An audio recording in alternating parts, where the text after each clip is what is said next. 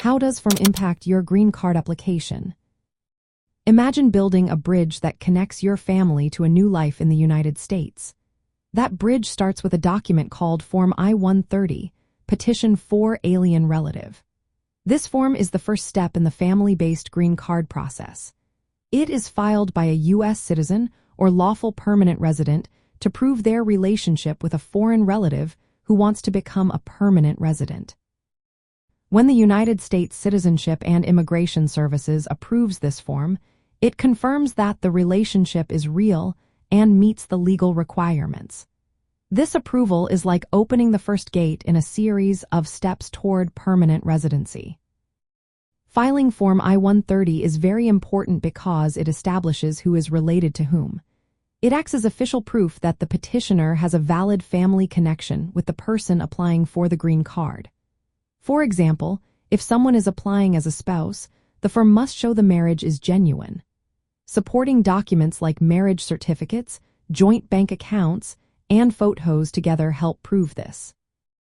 If the petitioner is a parent or sibling, similar evidence is needed to verify the relationship. Without this proof, the process cannot move forward. Once the I-130 is approved, it starts the clock for the next phase. It creates a priority date, which is the date the petition was received. This date is very important because it determines when the foreign relative can apply for their green card. For immediate relatives of U.S. citizens like spouses, children under 21, and parents, there is no waiting for a visa number. But for other family members, there can be a wait of several years. The priority date helps keep track of where they are in line. After approval, the next step depends on where the applicant is.